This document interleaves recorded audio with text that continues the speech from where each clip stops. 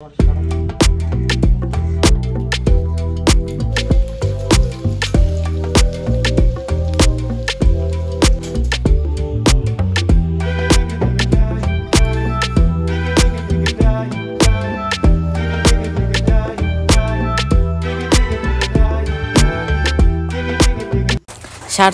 দুনিয়া, স্বার্থ ছাড়া এই পৃথিবীতে কেউ কারণ না। প্রয়োজন হলে তোমার কাছে চলে আসবে, আর প্রয়োজন শেষ হয়ে গেলে তোমাকে দুধে পড়া মাছির মতো তুলে আজ পর্যন্ত এই পৃথিবীতে কারো কাছে কোনোদিন ভালো হতে পারলাম না। কারণ একটাই, আমি পিছনে পেঁয়াজ কাটে সামনে ভালো সাজতে পারি না।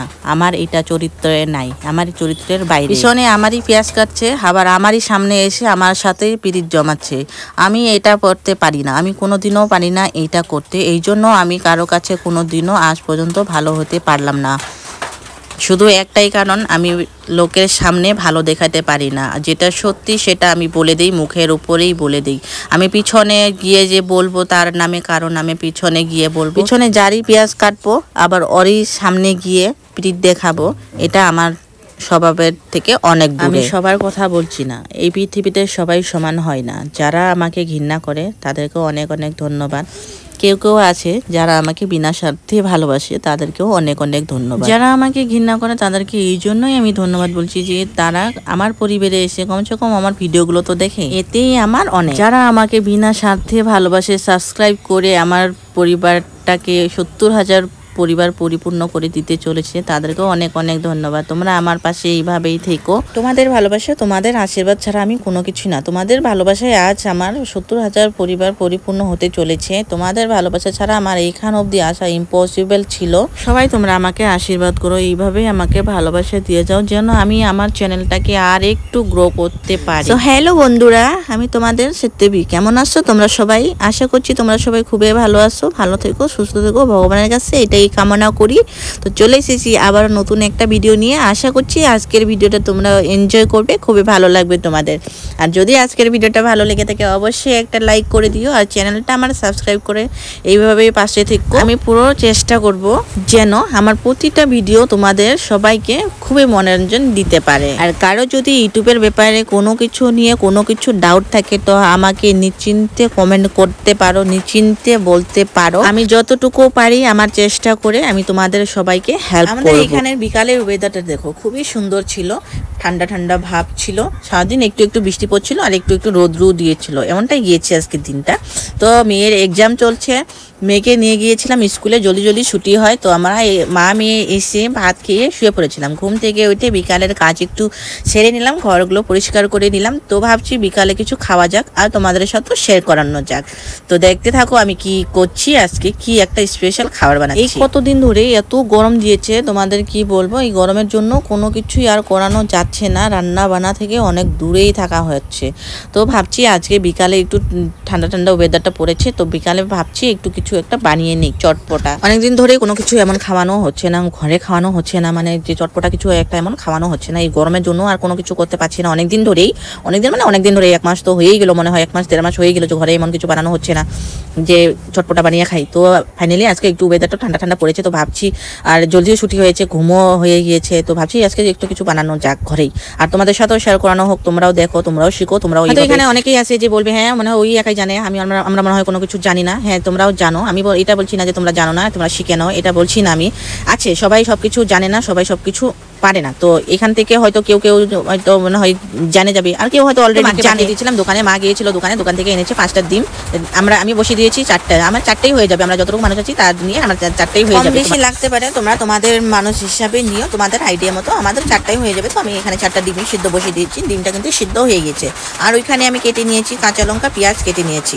তো ডিমটা সিদ্ধ হয়ে গেছে, মা এখানে ডিমটা ছুলিয়ে নিল। তো দেখতে থাকো আজকের ভিডিওটা। এখানে ডিমটা সিদ্ধ হয়ে গেছে, ডিমটা নিয়েছি ছুলিয়ে, ডিমটা মা ছুলিয়ে দিল। এখানে ডিমটা ছুলানো হয়ে গিয়েছে, ডিমটা আমি এখানে ঘষে নিচ্ছি। এইভাবে সব ডিমগুলো, 4টা ডিম সিদ্ধ করানো হচ্ছে, 4টা ডিমও আমি ঘষে নিয়েছি। তারপর এখানে আমি কেটে রেখেছিলাম যে পেঁয়াজ আর কাঁচা লঙ্কা, একটু আগে বলেছিলাম, সেটাও আমি এর মধ্যে দিয়ে দিলাম।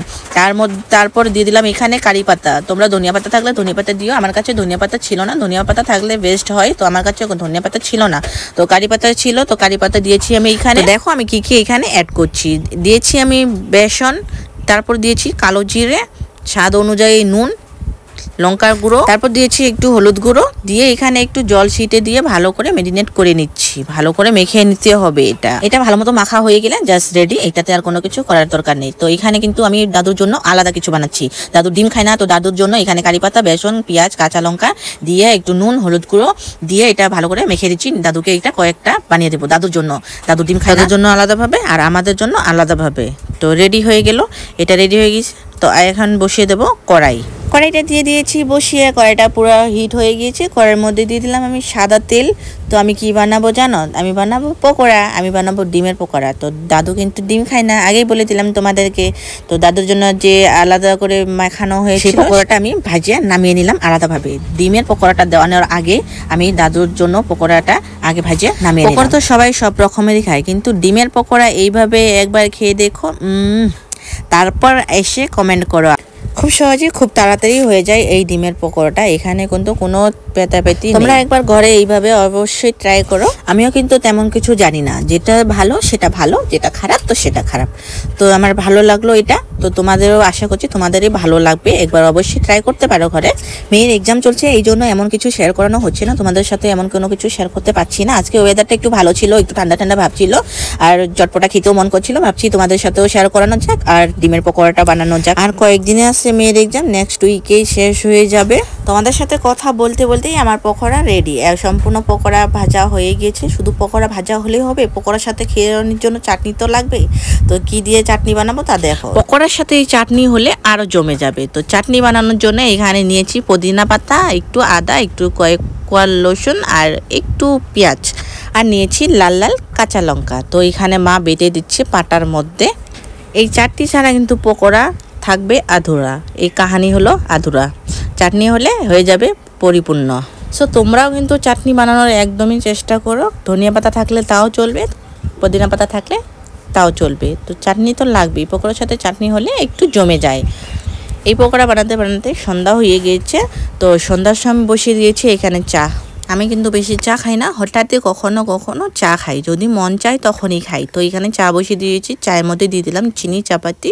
তো চা হয়ে গেল, চাটা বলক উঠেছে, চাটা অফ করে দিয়ে দিলাম। চাটা নামিয়ে নিয়ে আমি একটু ফ্রেশ হয়ে নিলাম। বিকালে কিন্তু ফ্রেশ না হয়েই আমি পকোড়াটা প্রথমে বানিয়ে নিয়েছি। ভেবেছি প্রথমে পকোড়া বানিয়ে নিই, তারপরে আমি ফ্রেশ হয়ে নেবো। তো ফ্রেশ হয়ে নিলাম। চলে গেল কারেন্ট। অনেক ডিস্টার্ব করে এই কারেন্টটা। একটু বৃষ্টি ঝড় হতে না হতেই শুরু হয়ে চলে যাবে আগে কারেন্টটা।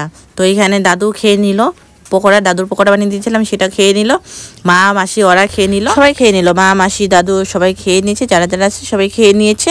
তো আমরাও বসে পড়েছি মা মেয়ে। কারেন্ট চলে আসলো।